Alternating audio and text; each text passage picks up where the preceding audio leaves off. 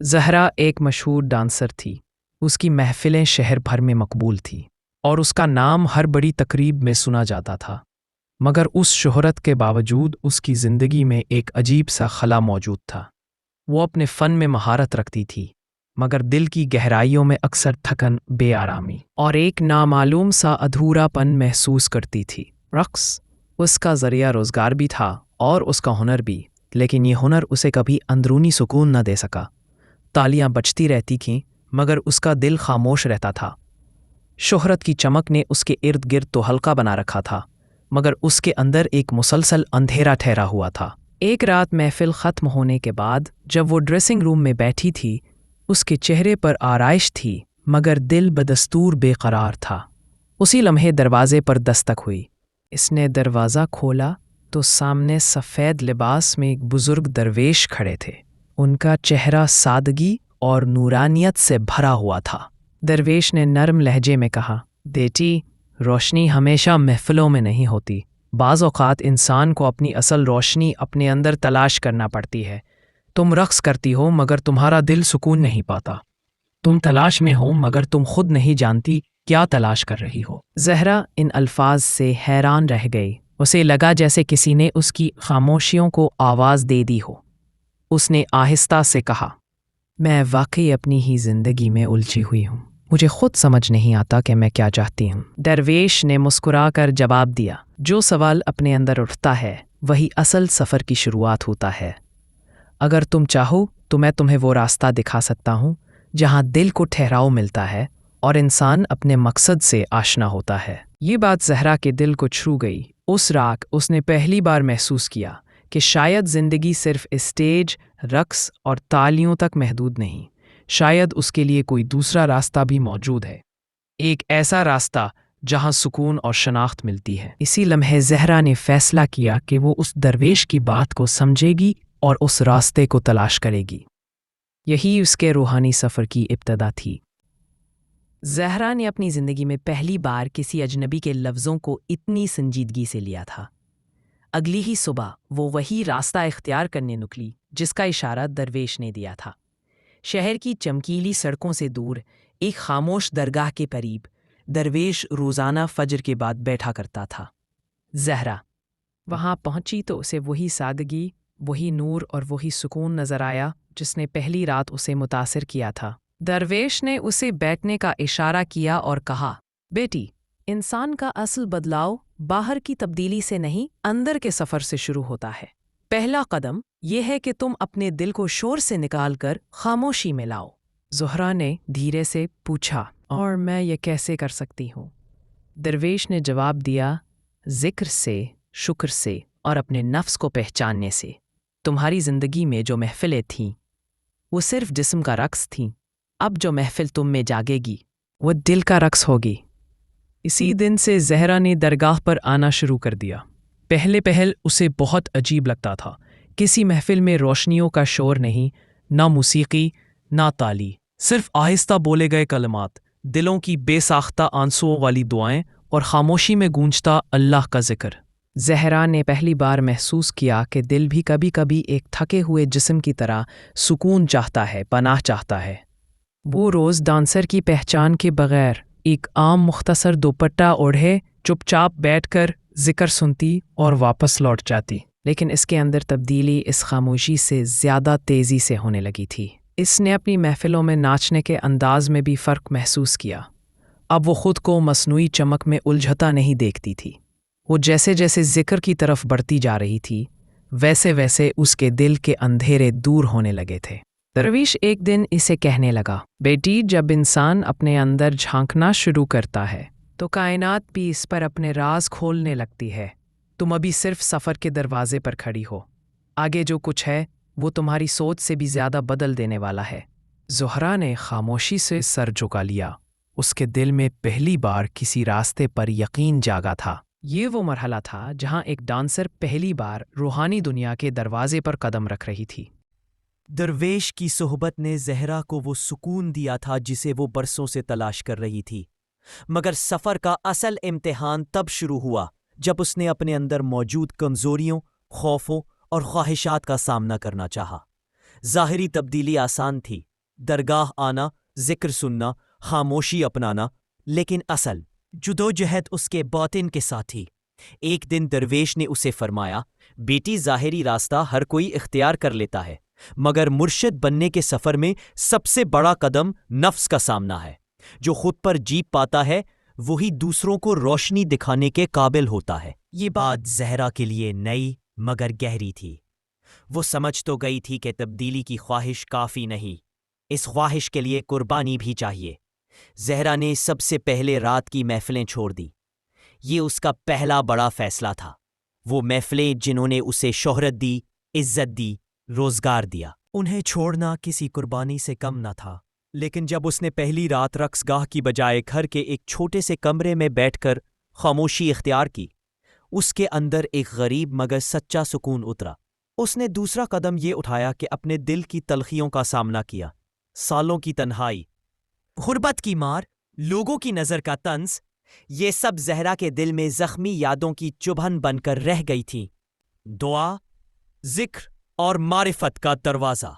زہرا کے دل میں اب وہ خاموشی جاگ چکی تھی جس کی بنیاد پر روحانی سفر آگے بڑھتا ہے۔ لیکن یہ سفر صرف سکون کا نام نہیں، علم کا سفر بھی ہے۔ وہ علم جسے کتابوں سے نہیں، صحبت صادقین سے حاصل کیا جاتا ہے۔ ایک دن درویش نے اسے بلایا اور کہا، بیٹی، تم نے دل کی صفائی کا مرحلہ طے کر لیا۔ اب تمہیں وہ سیکھنا ہے جو تمہیں اپنی اور دوسروں کی روح تک رسائی دے سکے۔ معرفت کا راستہ عقل سے نہیں، دل کی بیداری سے کھلتا ہے۔ اسی دن سے درویش کے ساتھ باقاعدہ سیکھنا شروع کیا۔ سب سے پہلے اسے ذکر خفی سکھایا گیا، وہ ذکر جو زبان سے نہیں دل سے کیا جاتا ہے۔ درویش نے اسے سمجھایا، جب دل اللہ کا نام لینے لگتا ہے تو انسان کے اندر سے خوف، لالچ اور غصہ ختم ہونے لگتے ہیں۔ یہی وہ سفر ہے جو انسان کو انسانوں کا سہارا بنا دیتا ہے۔ زہرا نے کئی ہفتے یہی مشق کی۔ پہلے پہل اسے کچھ محسوس نہ ہوتا، مگر پھر آہستہ آہستہ جیسے کوئی نامعلوم روشنی اس کے سینے میں اترنے لگی۔ وہ بیٹھتی، آنکھیں بند کرتی اور دل کی دھڑکن میں اللہ اللہ کی ہلکی سی گونج محسوس کرتی۔ پھر اسے دوسرا درس ملا، دعا کی قوت۔ درویش نے کہا، دعا صرف الفاظ نہیں، دعا وہ آگ ہے جو دل سے اٹھتی ہے اور عرش تک جا پہنچتی ہے۔ جو دعا اپنے لیے سیکھ لے وہ دوسرے ٹوٹے ہوئے دلوں کی بھی دعا بن جاتا ہے۔ زہرا نے سیکھا کہ روایتی دعا اور دل سے اٹھنے والی دعا میں زمین آسمان کا فرق ہے۔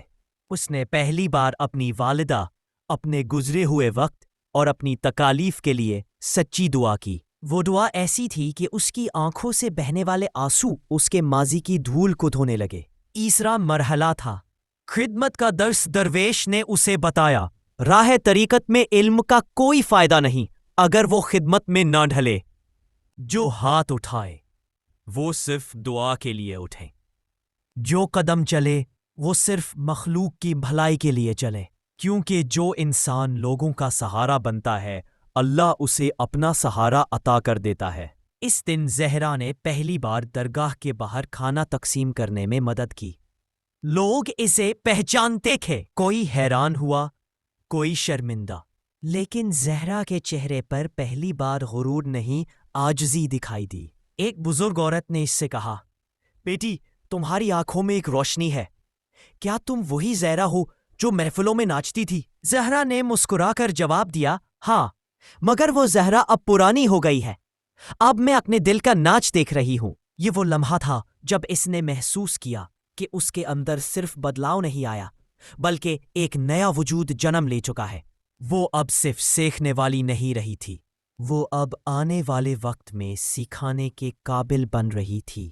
یہی وہ مرحلہ تھا جہاں زہرا کی روح میں وہ نور اترنے لگا جو آنے والے ہزاروں مریدوں کے دلوں کو بھی ہدایت دینے والا تھا۔ زہرا کے روحانی سفر کو کئی ماہ گزر چکے تھے۔ ذکر، دعا، خاموشی اور خدمت نے اس کے اندر وہ نرمی پیدا کر دی تھی جو انسان کو لوگوں کے دکھ محسوس کرنے کے قابل بناتی ہے۔ وہ اب محفلوں کی تالیوں سے نہیں، انسانوں کے دلوں کی دھڑکنوں سے جڑی ہوئی تھی۔ مگر اسے اندازہ نہ تھا کہ اس کی زندگی کے اس نئے رنگ کو دنیا کس تیزی سے قبول کرنے لگی ہے۔ زہرا کے بدلتے رویے کو سب سے پہلے درگاہ آنے والی عورتوں نے محسوس کیا۔ وہ جب خدمت کرتے ہوئے مسکراہٹ دیتی تو کئی عورتیں حیرت سے اسے دیکھتی تھیں۔ ایک ڈانسر جس کی زندگی کبھی تماشا سمجھی گئی آج ان کے دلوں کا سہارا بن رہی تھی۔ ایک دن ایک نوجوان لڑکی روتے ہوئے اس کے پاس آئی۔ باجی، مجھے لگتا ہے کہ میری زندگی ختم ہو گئی ہے، کوئی راستہ نہیں بچا۔ زہرا نے اسے پہچانا نہیں مگر اس کے لہجے کا درد فوراً محسوس کر لیا۔ اس نے پہلی بار کسی کے سر پر ہاتھ رکھ کر کہا، بیٹی، اللہ جب راستہ بند کرتا ہے تو کوئی اور راستہ کھولنے کے لیے بند کرتا ہے۔ تم بیٹھو، میں تمہارے لیے دعا کرتی ہوں۔ وہ دعا زہرا نے دل کے جس سچے یقین سے کی وہ خود بھی حیران تھی۔ لڑکی نے جاتے ہوئے کہا، آپ کے الفاظ نے مجھے امید دی ہے۔ آپ کے پاس سکون ہے باجی جو ہمارے پاس نہیں۔ یہ پہلا لمحہ تھا جب زہرا کو احساس ہوا کہ اس کے اندر کی روشنی اب صرف اس کی اپنی نہیں رہی، یہ روشنی دوسروں کے دلوں تک پہنچنے لگی ہے۔ کچھ دن بعد ایک بوڑھی عورت آئی۔ بیٹی، میرے بیٹے کو بیماری ہے، لوگ کہتے ہیں تمہاری دعا قبول ہوتی ہے۔ زہرا نے گھبرا کر درویش کی طرف دیکھا۔ درویش نے مسکرا کر کہا، اللہ نے جس دل کو نرم کر دیا ہو اس دل کی دعا قبولیت سے دور نہیں رہتی۔ زہرا نے ہاتھ اٹھائے، سادگی سے، عاجزی سے، یا اللہ، اس ماں کے آنسو دیکھ کر اس کے بیٹے کو شفا دے دے۔ بوڑھی عورت نے جاتے ہوئے کہا، تمہاری دعا میں ایک سچائی ہے، اللہ تمہیں لوگوں کے دلوں میں جگہ دے رہا ہے۔ وقت گزرتا گیا، زہرا کا حلقہ بڑھنے لگا۔ لوگ اس کے پاس صرف دعا لینے نہیں آتے تھے بلکہ دل کا بوجھ ہلکا کرنے آتے تھے۔ کئی عورتیں کہتی تھیں، تمہارے پاس بیٹھنے سے دل نرم ہو جاتا ہے، تمہاری خاموشی میں بھی سکون ہے، تمہارے چہرے سے نور جھلکا ہے زہرا بہن۔ زہرا حیران تھی کہ ایک وقت میں وہ تماشائیوں کی نظر کا مرکز تھی اور آج وہ دلوں کی دعا کا مرکز بنتی جا رہی تھی۔ ایک رات درویش نے اسے بلایا اور کہا، زہرا، تمہاری قبولیت کا وقت شروع ہو چکا ہے، لوگ تمہارے پاس سکون لینے آ رہے ہیں۔ یہ وہ مقام ہے جہاں مخلوق کی محبت اللہ کی عطا سے بڑھتی ہے، لیکن یاد رکھنا، یہ عزت تمہیں عاجزی سے ملے گی، غرور سے نہیں۔ زہرا نے سر جھکا کر کہا، میں جانتی ہوں میں کچھ نہیں ہوں، سب اس کی مہربانی ہے۔ یہی وہ مقام تھا جہاں زہرا پہلی بار مرشد بننے کے راستے کے قریب پہنچی۔ لوگ اس سے رہنمائی لینے لگے تھے اور اس کا دل رہنمائی دینے کے قابل ہو رہا تھا۔ اب وہ صرف ایک بدلنے والی نہیں رہی تھی بلکہ بدلنے والے دلوں کی معلم بنتی جا رہی تھی۔ زہرا کے روحانی سفر کو برس بیت چکے تھے۔ اس کی زندگی کا ہر مرحلہ دھیرے دھیرے اسے ایک نئی منزل تک لے آ رہا تھا۔ وہ اب نہ زہرا ڈانسر تھی، نہ محفلوں کی قیدی، اب وہ ایک ایسی عورت تھی جس نے اپنے دل کی ویرانی کو نور سے بدل دیا تھا۔ اس کی خاموشی میں تاثیر تھی، اس کی دعا میں وزن تھا اور اس کی نگاہ میں ایسی نرمی آ چکی تھی جو ٹوٹے ہوئے انسانوں کے دل جوڑ دیتی ہے۔ ایک دن درویش نے اسے قریب بلایا۔ ان کی آنکھوں میں وہ گہرائی تھی جو ہمیشہ کسی نئے اعلان سے پہلے ہوتی ہے۔ بیٹی، آج تم نے وہ مقام پا لیا ہے جہاں انسان صرف خود کا نہیں رہتا، وہ اللہ کے بندوں کا ہو جاتا ہے۔ تمہاری عبادت، تمہارا ذکر، تمہاری خدمت، سب تمہیں اس مقام تک لے آئے ہیں جہاں اب تم رہنمائی کرو گی۔ زہرا گھبرا گئی۔ مرشد، میں تو ابھی بھی سیکھ رہی ہوں، میں اس درجے کی کیسے ہو سکتی ہوں؟ درویش نے مسکرا کر کہا، جو خود کو بڑا سمجھے وہ کبھی مرشد نہیں بنتا۔ مرشد وہ ہوتا ہے جو خود کو کچھ نہ سمجھے اور اللہ اسے سب کچھ بنا دے۔ تمہارے پاس جو نور ہے وہ تمہارا نہیں، اس کا دیا ہوا ہے۔ اب وقت ہے کہ یہ روشنی دوسروں تک پہنچاؤ۔ اسی دن درگاہ کے صحن میں ایک چھوٹی سی محفل جمع ہوئی۔ درویش نے سب کے سامنے اعلان کیا، آج سے زہرا، جو یہاں عاجزی سے علم سیکھتی رہی، اللہ کی دی ہوئی روشنی کے ساتھ تم سب کی رہنمائی کرے گی۔